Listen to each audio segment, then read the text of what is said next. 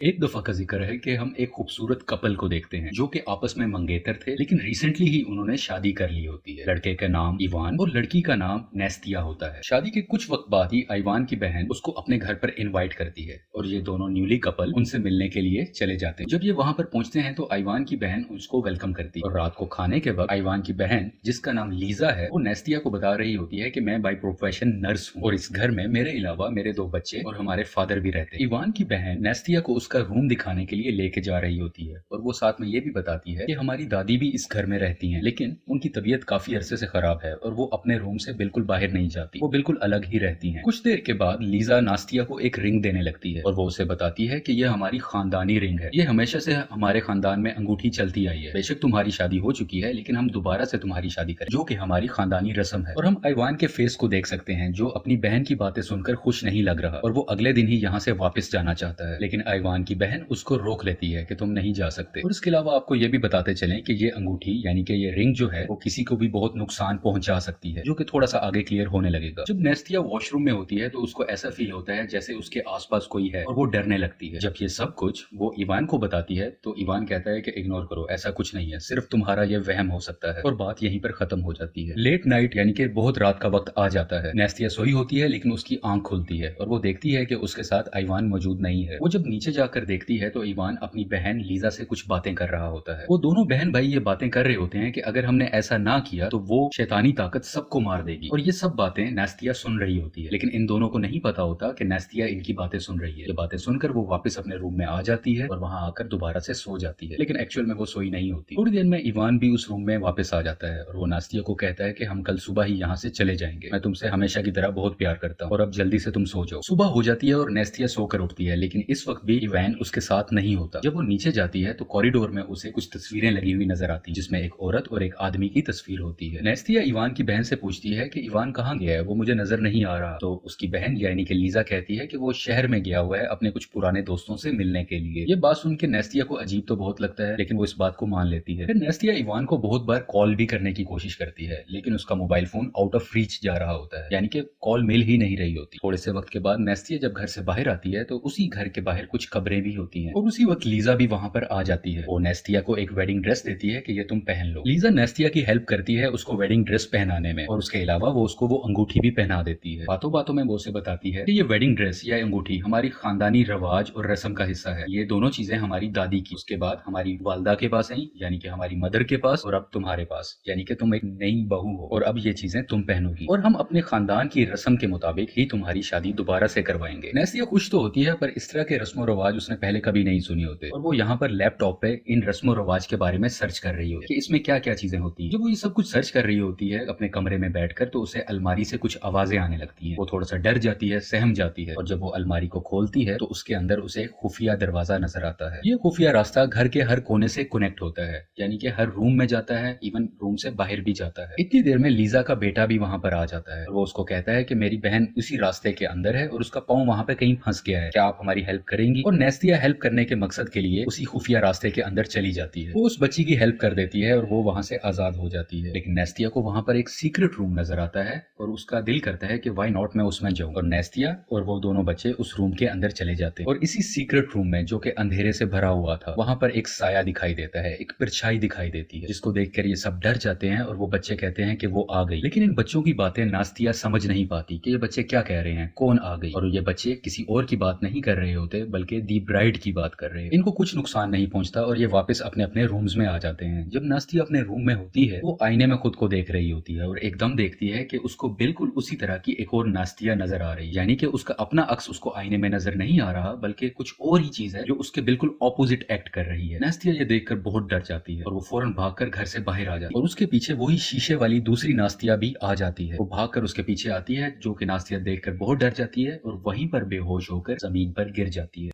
नेस्तिया को जब होश आता है तो वो खुद को उसी घर में पाती है, लेकिन बहुत साल पहले वो पहुंच चुकी होती है, यानी कि वो पुराने वाकयात को देख रही होती है। जब वो घर के अंदर आती है तो वो इवान के दादा को देखती है, और उसी घर में बहुत से और लोग भी मौजूद होते हैं जो ऊपर वाले रूम से डरकर नीचे भाग रहे होते हैं। इवान के दादा ऊपर जाना चाहते हैं लेकिन सब लोग उनको रोक रहे होते हैं, लेकिन इवान के दादा नहीं रुकते और वो जोर लगाकर जबरदस्ती उस रूम के अंदर चले जाते हैं। और उसी वक्त नेस्तिया को दोबारा से होश आ जाता है, यानी कि वो अब दोबारा करंट टाइम के अंदर है। ये जो पिछले कुछ देर में ये बातें हो रही थी ये उसके ख्यालात रात थे उसको ये बातें ख्वाब में दिखाई गई। इसका हकीकत से बहुत गहरा ताल्लुक है। खैर अब नास्तिया को होश आ चुका है और यहाँ पर इसके साथ लीजा और उसकी एक दोस्त डॉक्टर भी होती है जो कि इसको दवाइयां देती है और कहती है कि तुम ये लो, तुम बिल्कुल ठीक हो जाओगी। जब लीजा उस रूम से चली जाती है तो डॉक्टर फ्रेंडली वे में नेस्तिया से पूछती है कि क्या तुम वर्जिन हो। ये सवाल सुन के नेस्तिया को बहुत अजीब लगता है। ये कैसा सवाल पूछा जा रहा है। नेस्तिया उसे कह देती है हाँ मैं वर्जिन हूँ, जबकि वो झूठ बोल रही होती है क्योंकि उसकी अभी कुछ अर्सा पहले ही शादी हो चुकी होती है। ये डॉक्टर भी इसी खानदान की एक मेंबर थी जो कि अभी तक रिवील नहीं हुआ होता और ना ही नास्तिया को यह पता होता है। इसके बाद नास्तिया लगातार इवान को कॉल करने की कोशिश कर रही होती है लेकिन उसका नंबर अभी भी स्विच ऑफ जाता है। तो वो इवान के लिए एक वॉइस मैसेज रिकॉर्ड करके भेज देती है कि अब मैं मजीद इस घर में नहीं रह सकती। मुझे ऐसा लगता है कि जैसे कोई शैतानी ताकत है इस घर में और मैं इस घर से भाग रही हूँ। और जब वो घर छोड़कर भाग रही होती है तो वो लीजा और उस डॉक्टर की बातें सुन लेती है जो आपस में कह रही होती है कि अगर नास्तिया वर्जिन ना हुई तो बहुत बड़ी प्रॉब्लम हो जाएगी। और लीजा अपने भाई यानी कि इवान का बताती है तो वो बिल्कुल बदल चुका है और वो अपने घर वालों का भी साथ नहीं दे रहा। वो बिल्कुल बदल चुका है उस लड़की के प्यार के पीछे। नास्तिया यहाँ से भागने लगती है। वो जैसे ही अपने कार में होती है तो वो देखती है कि वही डॉक्टर घर से बाहर आ रही है और वो किसी जगह पर जा रही होती है। इसको कुछ शक पड़ता है और वो उस डॉक्टर का पीछा करने लगती है। वो डॉक्टर एक घर में दाखिल होती है तो वहाँ पे इवान को कैद किया गया होता है जो कि ये डॉक्टर इसे कुछ खिला पिला रही होती है उसे सिर्फ जिंदा रखने के लिए। जब वो डॉक्टर यहाँ से चली जाती है तो नास्तिया खिड़की से इवान को आवाज लगाती है लेकिन खिड़की मोटे होने की वजह से आवाज क्लियर नहीं जा रही होती। दूसरी तरफ इवान बार बार कह रहा होता है नास्तिया को कि तुम भाग जाओ यहाँ से, लेकिन नास्तिया कुछ नहीं समझ पाती और उसी वक्त पीछे से दी ब्राइड भी आ जाती है। उस शैतानी ब्राइड के आने से नास्तिया की नाक से खून आने लगता है और वो काफी कमजोर फील करने लगती है। वो भागने की कोशिश तो कर रही होती है लेकिन उसे भागा नहीं जाता। उसकी सारी ताकत जैसे कि खत्म हो गई है। भागने की कोशिश में नास्तिया एक खुदी हुई कब्र में गिर जाती है और जब वो उस कब्र के अंदर गिरती है तब भी वो बहुत डरी हुई होती है क्योंकि उसे ऐसा एहसास हो रहा होता है कि जैसे उसके आसपास उसी कब्र में कोई और भी मौजूद है। वो और कोई नहीं दी ब्राइड ही होती है। थोड़ी देर में दी ब्राइड वहां से चली जाती है और उसके बाद नास्तिया कब्र से बाहर आने लगती है और यहाँ पे इवान के फादर उसकी मदद करते हैं और उसको दोबारा से अपने घर में ले जाते हैं। घर के अंदर आकर वो डॉक्टर और लीजा नास्तिया को एक चाय पिलाते हैं। इस चाय में बेहोशी का जहर मिला होता है जिसकी वजह से नास्तिया फिर से बेहोश हो जाती है। बेहोश होने के बाद नास्तिया फिर से बहुत अरसा पहले चली जाती है, कई सालों पहले उसी घर में, और फिर से वो इवान के दादाजी को देखती है। आपको याद होगा कि पिछली बार जब नास्तिया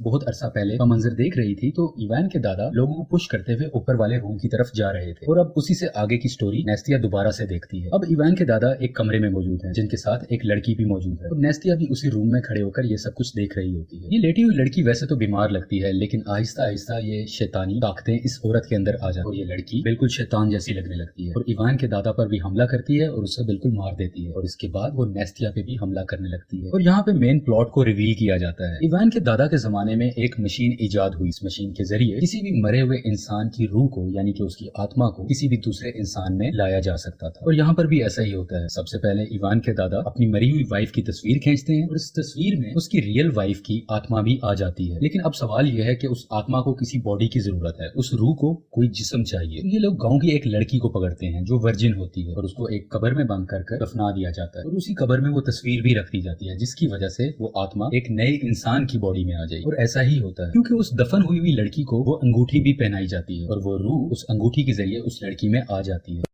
जब वो उस कब्र को खोलते हैं तो उसकी रूह मुकम्मल तौर पे ट्रांसफर नहीं हुई होती और इसी वजह से जो थोड़ी देर पहले हमने देखा था कि उस लड़की ने इवान के दादा को मार दिया था, यानी कि अब उस लड़की में इवल पावर्स आ चुकी, शैतान ने उस लड़की को पोजेस कर लिया है। और मूवी में थोड़ा सा वक्त और पहले दिखाते हैं जब इवान के दादा अपनी मरी हुई वाइफ की तस्वीर ले रहे थे, वो उस तस्वीर को यानी कि उस तस्वीर में उसकी रूह भी कैद है, वो उस तस्वीर को एक सीक्रेट जगह पर छुपा देते हैं और ये सीक्रेट जगह वही है जहाँ पर नास्तिया और वो बच्चे गए थे, जहाँ पर उन्हें फर्स्ट टाइम वो ब्राइड नजर आई थी। अब नास्तिया को होश आ जाता है, यानी कि अब वो प्रेजेंट टाइम में है। नास्तिया वहां से भागने की कोशिश करती है लेकिन वहां के कुछ मौजूदा लोग उसको फिर से पकड़ लेते और उसको बांधकर एक अंधेरे वाले कमरे में बंद कर दिया जाता है। और इसी रूम में नास्तिया एक जिंदा लाश को भी देखती है जिसको दी ब्राइड आकर पोजेस कर लेती है और पोजेस करने के बाद वो लाश आहिस्ता आहिस्ता नास्तिया की तरफ बढ़ने लगती है। नास्तिया बचने की कोशिश भी करती है, वो बहुत डर जाती है लेकिन वो कुछ नहीं कर पाती और उसी वक्त इवान उस कमरे में आ जाता है और नास्तिया की जान बचाकर उसे बाहर की तरफ ले आता है। यहाँ पर एक बात और भी रिवील होती है, ये जो मरी हुई औरत थी जो नास्तिया के पीछे आ रही है, बेसिकली ये औरत तो मर चुकी होती है लेकिन दी ब्राइड ने इसकी बॉडी को पोजेस किया होता है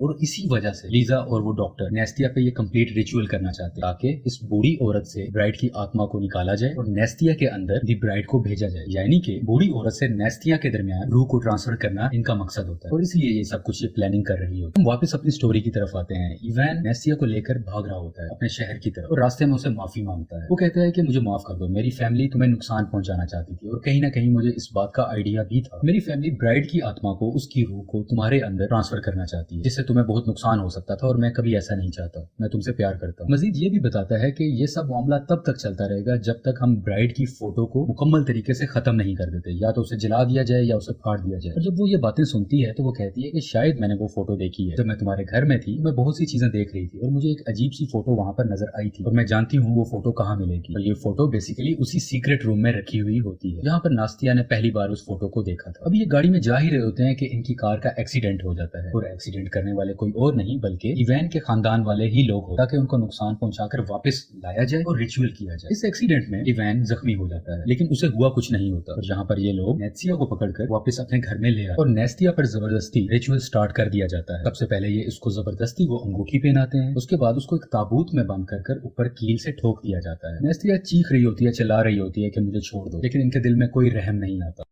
और फिर वो उस ताबूत को उस कब्र में डाल देते हैं और उसके ऊपर मिट्टी फेंकना शुरू कर देते हैं। उस ताबूत यानी कि उस कॉफिन में नेस्तिया चीख रही होती है और तभी उसकी नजर एक मरी हुई लाश की तरफ पड़ती है जो कि मुकम्मल तरीके से पोजेस थी। वो लाश आहिस्ता आहिस्ता चलते हुए इसकी तरफ आती है और नेस्तिया को भी पोजेस करना शुरू कर देती है ताकि वो इस लाश से नेस्तिया के अंदर चली जाए। और इस पूरे अमल के दरमियान ये ताबूत बहुत ज्यादा हिलने लगता है। ये एक भयानक मंजर है और हिलते हिलते एकदम से ये ताबूत रुक जाता है। जबकि दूसरी तरफ हम इवैन को देखते हैं जो कि कार में बेहोश पड़ा हुआ था। उसको होश आ जाता है और वो घर की तरफ आने लगता है। वापस घर की तरफ आए तो ये ताबूत को अब जमीन से निकाल लेते हैं। जब ताबूत को खोलते हैं तो नेस्तिया उस ताबूत से उठती है जो कि मुकम्मल तौर पे शैतान की तरफ से पोजेस हो चुकी होती है। उस इवल पावर ने नेस्तिया को अपने काबू में कर लिया होता है और नेस्तिया बोलती है कि ये लड़की वर्जिन नहीं है, यानी कि बेसिकली ये नेस्तिया नहीं वो शैतान ही बोल रही होती है। जब आसपास खड़े हुए लोग ये सुनते हैं कि नेस्तिया वर्जिन नहीं है तो वो सब लोग भागने लगते हैं डर के मारे। लीजा, डॉक्टर और बाकी लोग भी अब ये समझ जाते हैं कि उन लोगों से बहुत बड़ी गलती हो गई और अब इस गलती की कीमत तो उन्हें चुकाना ही पड़ेगी। और नेस्तिया यहाँ पर बेहोश हो जाती है और उसी वक्त दी ब्राइड नेस्तिया की बॉडी को छोड़कर बाहर आ जाती है और सबसे पहले उस डॉक्टर को जान से मार देती है। लीजा की दोस्त डॉक्टर तो मर चुकी है लेकिन लीजा भागकर फौरन घर के अंदर आ जाती है ताकि वो अपने बच्चों को बचाकर वहां से भाग जाए। लेकिन अभी वो उसी घर में ही होती है कि ब्राइड घर के अंदर भी आ जाती है और डरते हुए लीजा ब्राइड को कहती है कि प्लीज मेरे बच्चे को मत कुछ कहना, उनको छोड़ दो। सीन यहाँ पर कट होता है और इवैन भागता हुआ नेस्तिया के पास आ जाता है। इवैन नेस्तिया की यहाँ पर जान बचाता है, उसको उठाता है, उसे सॉरी बोलता है इस सब चीजों के लिए और नेस्तिया को भी होश आ जाता है। जबकि घर के अंदर ब्राइड लीजा को खिड़की से बाहर फेंक देती है। लीजा को चोटें तो बहुत लगती हैं लेकिन उसको नुकसान नहीं पहुंचा होता, यानी कि वो मरी नहीं होती। ये सब आवाजें सुनकर इवैन, नेस्तिया और सब लोग उस सीक्रेट रूम की तरफ चले जाते हैं और इतनी देर में लीजा भी वहां पर आ जाती है। ये सब तो इधर होते हैं और उसी वक्त दी ब्राइड भी वहां पर आ जाती है और इन सब पर हमला करने लगती है। लीजा नेस्तिया के उंगली से वो अंगूठी उतार कर खुद पहन लेती है क्योंकि वो जानती थी इस अंगूठी का डायरेक्ट ताल्लुक दी ब्राइड से है। जब ब्राइड देखती है कि उसकी अंगूठी लीजा ने पहन ली है तो वो गुस्से में उसको खींच लेती है और अब ब्राइड ने लीजा को पोजेस कर लिया होता है। लीजा जिस पर अब ब्राइड हावी है वो सीक्रेट रूम में आती है और वो उसे कहती है कि तुम मेरे बच्चों को मुझे दे दो। लेकिन नेस्तिया ये नहीं करना चाहती क्योंकि वो साफ नजर आ रहा था कि वो लीजा नहीं है बल्कि वो ब्राइड है। खैर वो जबरदस्ती उन बच्चों को लेकर जा रही होती है, उसी सीक्रेट रूम से